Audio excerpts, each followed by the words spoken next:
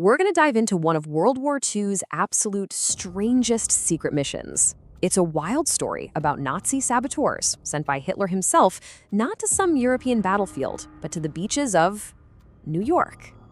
So let's set the scene. The year is 1942. America is all in on the war, and honestly, nobody knows how it's going to turn out. This is a super critical moment, and tensions are just off the charts. And in the dead of night, shrouded in a thick Atlantic fog, a German U-boat, the U-202, quietly breaks the surface. It's totally silent, completely undetected, and it's just a stone's throw from the American coastline. Out of this submarine, 8 men emerge. Now, these aren't soldiers here to invade. No, they're something else entirely, trained for a very, very different kind of war. Their objective was as simple as it was devastating: sabotage. They were sent to destroy America's industrial power from the inside out and basically cause total economic chaos across the country. Now, their arrival was supposed to be planned down to the last detail. But as you're about to see, this entire mission nearly fell apart just minutes after their boots hit the sand. Okay, so look at step 2. They wore their full German military uniforms ashore. Now, that might sound crazy for a secret mission, right? But it was actually a really important precaution. See, if they were caught in uniform, under international law, they'd be treated as prisoners of war. But if they were caught in civilian clothes, they'd be shot on the spot as spies. So, they buried their crates full of explosives and quickly changed into their American-style clothes. They were all set to just, melt into the country. And then, out of the foggy darkness, a figure appeared. It was a single 21-year-old Coast Guardsman just doing his routine patrol who literally stumbled right into them. All of a sudden, this multi-million-dollar Nazi operation is face-to-face with one unarmed American kid. The spies completely panicked. They offered the guard, John Cullen, thousands of dollars to just forget he ever saw them. But he refused and ran to get help. By morning, the saboteurs were long gone, but the explosives they'd buried proved the threat was very, very real. The hunt was on. Okay, so with the entire country now on high alert, let's take a step back and look at the bigger picture.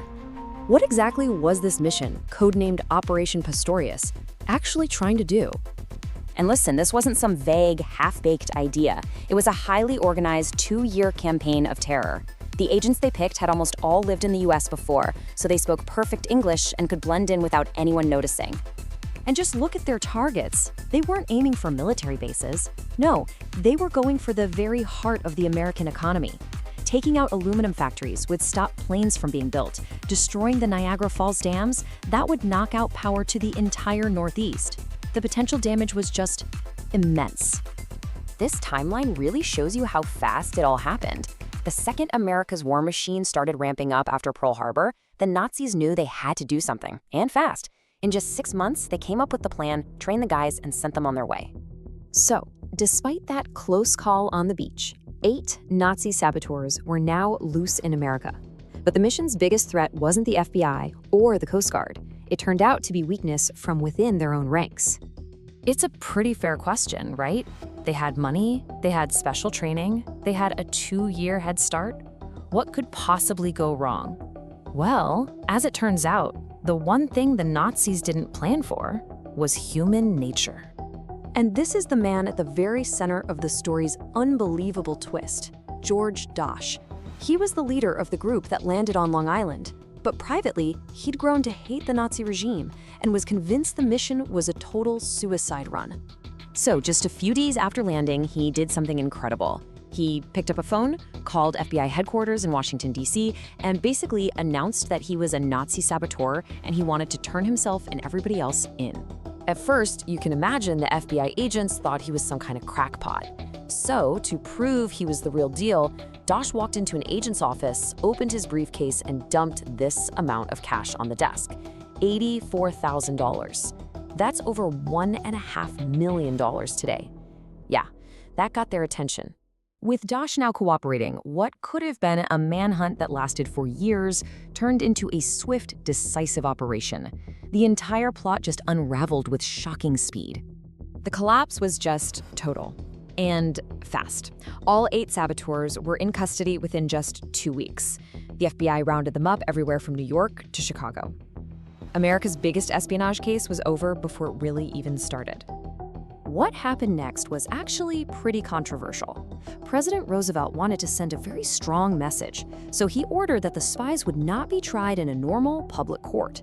Instead, he set up a secret military tribunal, a process designed to be fast and severe. And the verdict was swift and brutal. Within just 2 months of landing in America, 6 of the saboteurs were executed by electric chair. Only 2 were spared: George Dash, the man who betrayed them, and 1 other who cooperated with him. They got long prison sentences instead. You know, the failure of Operation Pastorius wasn't really due to just one thing.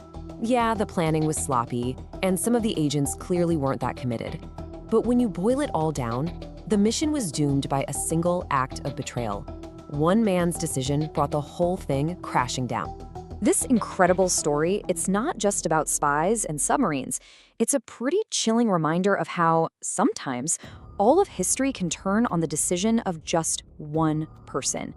A sabotage mission years in the making, defeated not by an army, but by a single crisis of conscience.